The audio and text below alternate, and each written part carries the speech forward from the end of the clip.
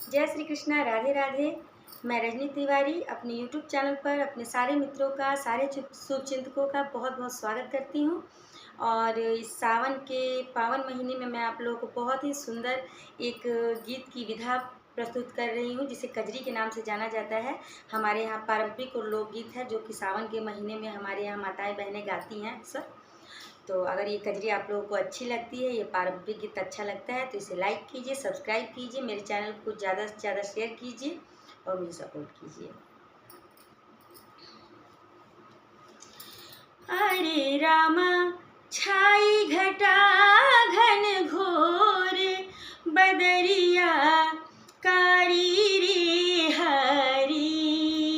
अरे रामा छाई घटा घन घोर बदरिया कारी हरी। हरे रामा छाई घटा घन घोर बदरिया कारी हरी।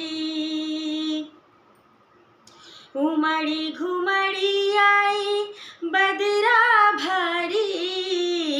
उमड़ी घुमड़ी आई बदरा भारी। चम चम चमके बिजुरिया राम। चम चम चमके बिजुरिया राम। हरे रामा गरज गरज कर सोर बदरिया कारी हरी। हरे रामा गरज गरज कर सोर बदरिया कारी हरी।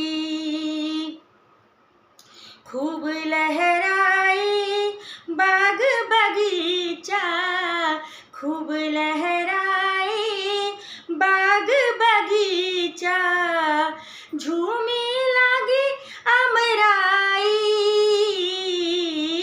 झूमे लागे अमराई रामा। हरे रामा बहे हवा खूब जोर बदरिया कारी हरी। हरे रामा बहे हवा खूब जोर बदरिया कारी हरी। हरे रामा छाई घटा घन घोर बदरिया कारी हरी। बरसत है दिन रात बदरिया।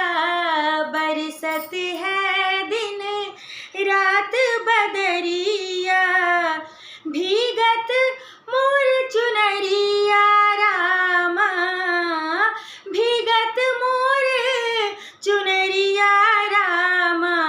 हरे रामा पिया मोरे परदेस बड़ा दुख भारी हरी। हरे रामा छाई घटा घन घोर बदरिया कारी हरी।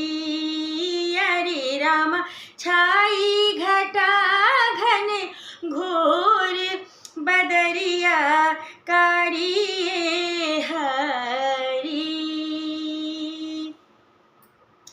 मेरा गीत अच्छा लगा है तो इसे लाइक कीजिए, सब्सक्राइब कीजिए, मेरे चैनल को ज़्यादा से ज़्यादा सपोर्ट कीजिए और कमेंट बॉक्स में जय श्री कृष्ण जरूर लिखिए।